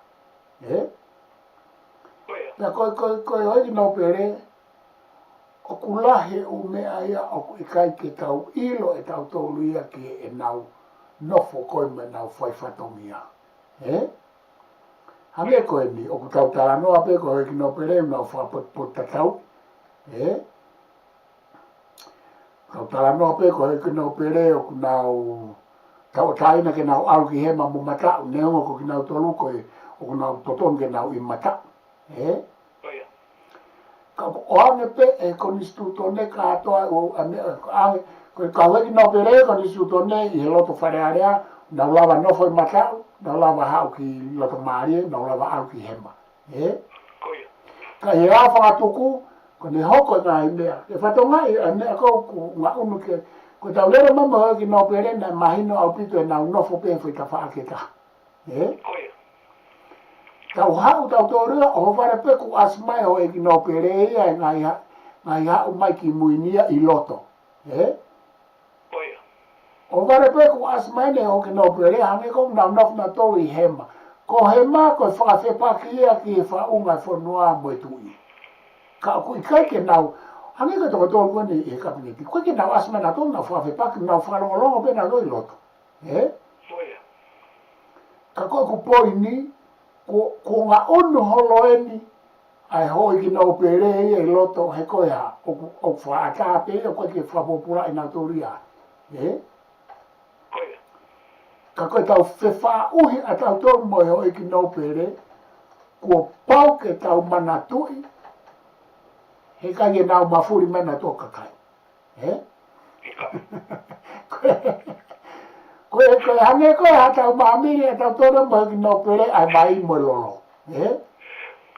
Koe mea ke tau mana tui. E kei lolo pe ho e ki no pere te tau kei vai pe. Te tau o moi pe hange ko oi o koe koe kuna o mai o kawat me ta whaaki koe. He? Te nau hao pe ho e ki no pere ea kuna o mao e foi pe atu whaklau e whoke pato aia. Ka ke nau tū mao e ka kuna wao e ku lau ate ai toi kulupu e taha koe tū. Ka kono mo o ni o pe he ni tau o tau ataina pe ho e ki no pere ke nau ngā unu holo i loto whare area. Matau mamao, hema mamao pe loto maari. Ka, koe poini, te nau kei hoi ki nau pere, pe te nau kei lolo pe, he kai peke nau whewhao i na tombo e vai. Whai pe nau tole nau whatongia ka ki tau tolu. He kai kia atai nia ke hawa he koe nea koe ko pe hato e koe, pe koe teke foi nea koe niu hange pe ai whakakempei, ke ai ke tau whiri nau to. He kai ke te io mai hoi ke nau pere ke tau whiri nau tō. Ko ai ke tau whiri nau tō, whe. O kuna wanga whapot ka tau, nau pure e nau tō, ai ngā unu holo e wau tī loto. Pea koe foi tau kei ko ia e pure hiku kau whakaosia. O koe kai ke mau ea kau whakafonga ka kai ai u tau kei i he loto whare area. Koe hoi ki nau pere pe ia, koe hai uinga. Talo e nau hoi ki nau pere he whare area me ka mataanga. Pea ko nau tonu na e pure he whare area, pea ku tau toko lahi hake, o ku kei pure pe hoi no pere whare area. Nā tau aira tolu, nā tau lau whika tau tolu koe tau pe, o ka pau e taha fitu e vai e hiwa. Hala e tau lau whika, hala e tau whika. O kai ke ngā au e pe ai politiki ia, e koe toko taha fitu koe na. Ko nau tū, whakataha e toko taha fitu ha mea i kai. Ko tū toko taha ai ho e ki ha mea tū o whiha eni, ni ewa e nau whenga unu aki ho loka aku nau tū whakataha pina tole ngahi mea mahu inga kia ki nau tolu mo e whanua. Te kai ke tau lawa e tau whenga tau tolu ke tau lawa tū whakataha sekoni taha te kai ke tau lawa. Whafoke atu rei koe. Ako ke profesa ko hange ko tataro mai eta tani pe me he pe ko to pa me te wono pa hoko a hiva ya mo ma fa na e fakataro no fai pe mo na furu fakauka ke to mai pe me I hela ka ki me I fakao pe me motoani Te aia tupe eta kawenga o e whiawhiri. O kuai ha a manaki ngangari e vetekia nge ta e mahino I e mahina ko e peri. Pe ko e ngangari e mahino ange hana o whanga tupo ngahi o whakakaukau. Mo ta mahino I he mahina ko e peri. Ko e hea ho whakakaukau o no whenga ke tari e ta fo I ka venga ko ia. Ko I mahuinga o e mahina ko e peri. Mo tuwha politikare a whonua. O mea hangai kua hangahi mea I e peri totono ke takia ki tau toro e tau whakaukau. Mo anga e tau shio atu ki he vilo horo ai mahina, ngari mahina mahuinga koe. Io koe maas fuki hemi, Koia. E peleri wikendi koe. Pea koe tau ngā unu fuki hemi e peleri, koe ngahi mea lahina e hoko mai maas maake u ki whaton tonu, kurea koe na pea koe ngahi mea lahi ane nai, maape nai tonu koe wharea koe peleri ka ko maas. Pea koe tau ngā unu hemi ki e peleri. Koe kumahino koe ka te awa hua kawa meili ku, He kai ke tuange hoa ka meliko ia ha umea. Kai orewa, o kutoki ngā o aki mai ake e tamatu I a no mawhai whakarewa. E koe ha ai whaunga e ngā o aki ai e tamatu I. E ko angeko kulawe nai, koe tu o tolo eni ai se paki a waka meriku me tamatu I koe ni talu eni piringis kalau. Aia, koe tawhaake ka hau, kau whakawhikai, ke kau mau a waka meriku, kene hanga o mai a hono teke I mai ai tawhaake o whiangangai me tamatu I koe ni talu me ne piringis kalau ni. O tau whakawhikai he tawhaake ka pa tau to e a hohaa I he tawhaake ka. Ka koe mea kou mahino ka te au, he kai tukuange e ua kawa meriku ha mea, kai orewa o ku whakae a mai e tamatu I a no mawhai pure whakarewerewa I a uhinga. Pea kui kai ke a manake au ia e veteki whaingofua e mea koe ni I ene mahino ka te au o ka meriku, ka koe ngā ine a kona ko tuku mai ka pau mooni pa tau whawhekaia. He koe mahina koe pereriu kau whakaamu kotoa pe e pureiku ke kau ngā unu mehe mea koe ni. Ka koe whehu I te kau ngā unu pe I kai, o kui kai lawa hata hai a tari, he koe au whangatuku, e he mawhai pure, koe mea koe whie whahoko atu. Koe a whangatuku e mea koe ni e kai ke a whangatuku e hua ka meriku neongo o kune hanga puke ha o mea ni hene ka whaaki. He o koe kai ke whakaata he konistu tone ke e ki pare mea me kabineti ke na wanga de teki ha mea pehemi o whai pe e tu I me whakatato koni o whakatatau ke konistu tone.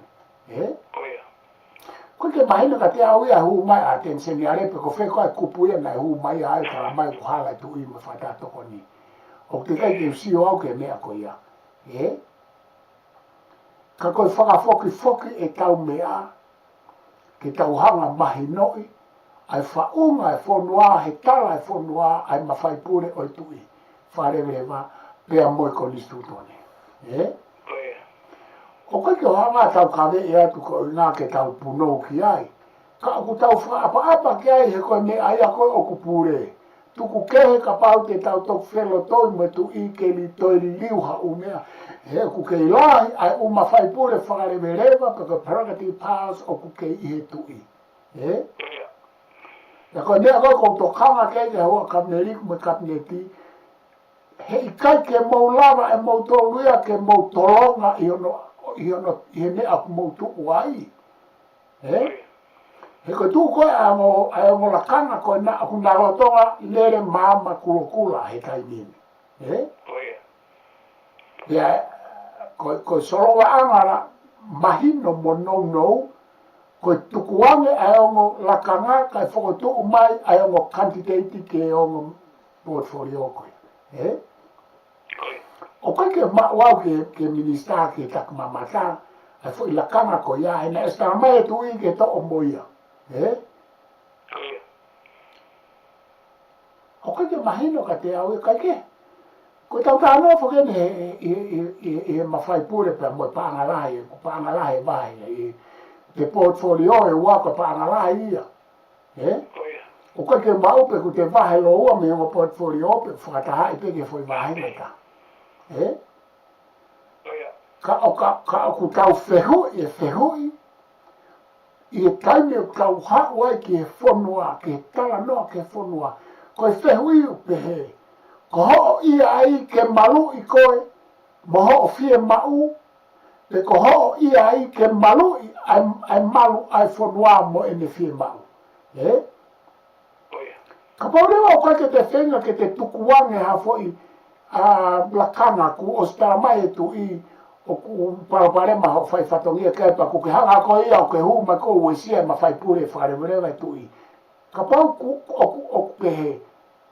Aia, koe hae uhinga koe ku whehu I, koe hae uhinga e ku ke kei hanga puke o ko to mata fa ko distu to ne mata fa la kai mini ko ke finanga kai tu ke mo ko ke finanga tu ko ne kakato ya ai ko puka kai mini o puka ta fa ko distu to ne ta fa la ai la kala ko me o ke puka ai ka pa o ke ofa mo malu e fo nuate ke tukuange ka pa o ke ofa mo ke malu i ko inga ko va hinga mo tu unga ko inga ko ke puka ai ko ne e kala no ka e political philosophy pe me ka filosofa la ko fa apa to awia ko hage ko awe kala no ai kai mini ko ke lau mai a portfolio e minister o taki mamata hange ko fi ma o pe ke puke e fekita ko fe huia tu ke puke fe e fekita ko fekita ko fu bia nga o pe fi o mai kiloto pe ave kitua e tu uni ai tu I mo paremia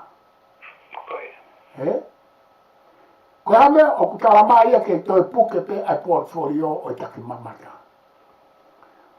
o taulongo ata to re pa tau to lo ane ko ni ko ta ai ke ai ne fi ma o ne malu ana kai ke ai mo fi ma o malu a fonua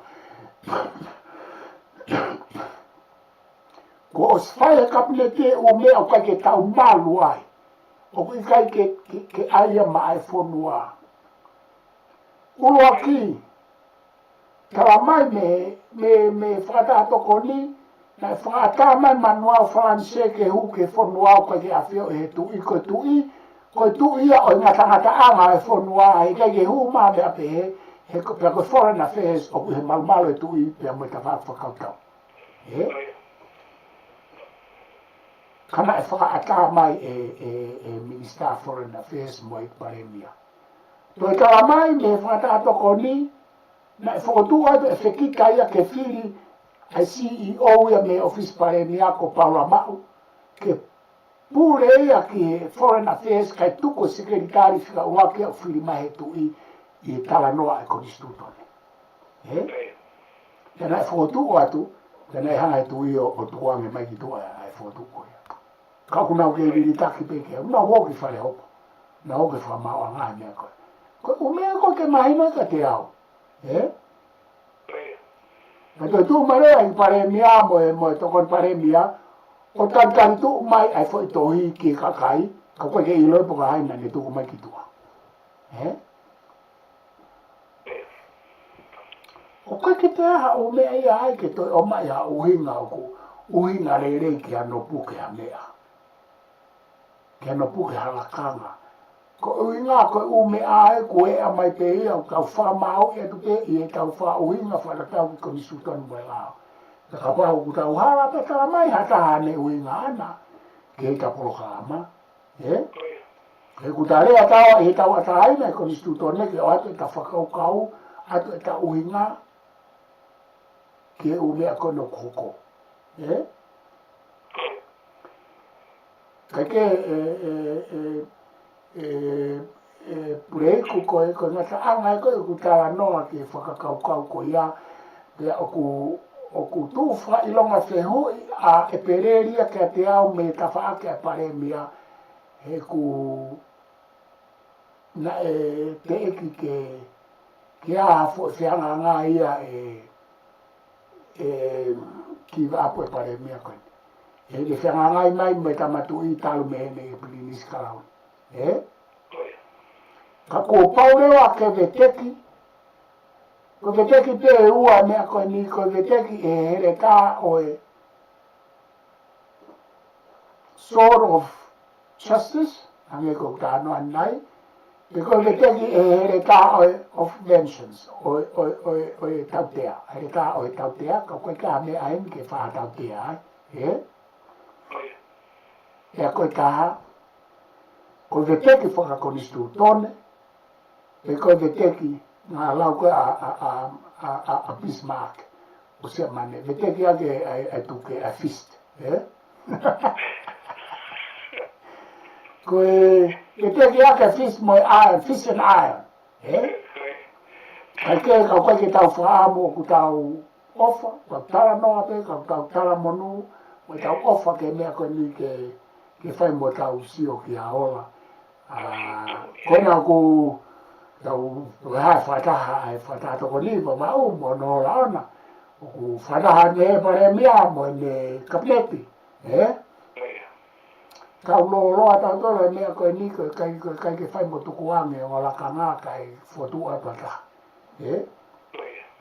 kai ke ko na ko ia pe ko fa fo ke tu te ame ke to nga mai ke ko to ga ke mi te pa ko ko ai hiwa pe itan ko ni profesa from my programa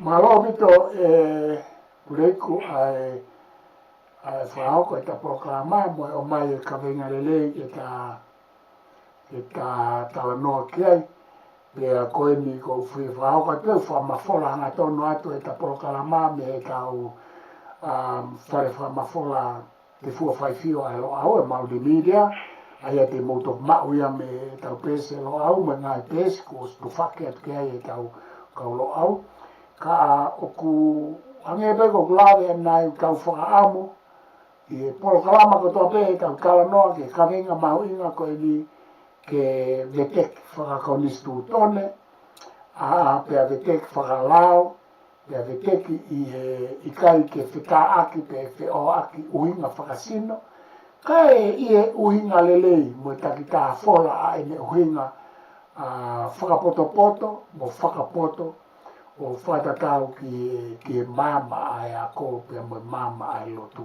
pe ko ke tau lo ta to ke veteki hele ka o tautea fai tautea pe ko hele veteki i tuke fis pa mo u kamea hela o pisma ke tau fe ma pe ke veteki uinga fa poto pe veteki fa ko ni stutone veteki e mama a ko mo lotu ka e whavoke atu pureko ko ofa atu malo mo mea mai malo e tatake ta proklama ka ta toki hoko atu a ila wike ua me hen malo e to asi mai ha u mea fo o e ta proklama o ko ofa lai malo pito e profes pa ko mo mea mai aki a profes to kita sosiu laftali pe ko e nai whakaupo nai whakamata mauinga nai whakaupa te tapogama me tuapsia 100.3 FM ko e nai mkonik o tui ko maoloa